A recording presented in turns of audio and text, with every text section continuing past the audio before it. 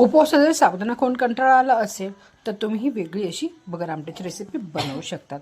पचनासाठी ही हलकी झटपट पण बनते आणि तितकीच टेस्टी पण आणि पोटभरीचं पण होतं. तर इथे घेतलेली होती बगर, स्वच्छ साफ करून घ्यायची आहे. बगरीमध्ये बारीक खडे असतात ते काढून घ्यायचे आहे. आता इथे घेतलेले आहे शेंगदाणे मी थोडेसे भाजून घेणार आहे. त्यानंतर मिक्सर ग्राइंडरमध्ये हिरवी मिरची टाकून हे ग्राइंड करणार आहे. उपवासासाठी बनवत आहे म्हणून अद्रक लसूण काहीच टाकणार नाही आहे.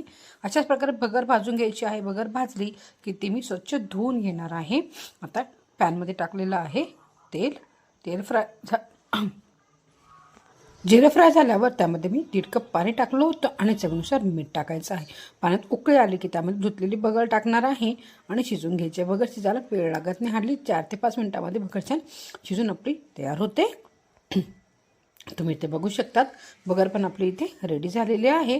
आता आमटी करून घेणार आहोत.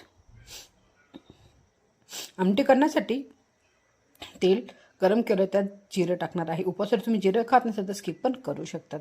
त्यामुळे टाकत आहे बटाट्याचे साल काढून बारीक चिरून घेतलेला आहे की उकडलेले बटाटा पण इथे वापरू शकतात. आणि इथे व्यवस्थित बटाटा गोल्डन ब्राऊन होईपर्यंत फ्राय करायचा आहे. नंतर काढून घ्यायचं आहे.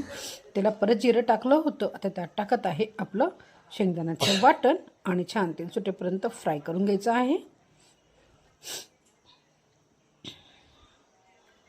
तुम्ही ते बघू शकतात मस्तपैकी इथे तेल सुटेपर्यंत फ्राय केलं आहे. त्यामध्ये पाणी टाकायचं आहे, चवीनुसार मीठ टाकायचं आहे आणि इथे आपली आमटी पण रेडी झालेली आहे. बघा आमटी खाण्यासाठी रेडी झाली आहे. उपवासासाठी घरी जरूर ट्राय करा. व्हिडिओ आवडला तर लाईक आणि शेअर जरूर करा.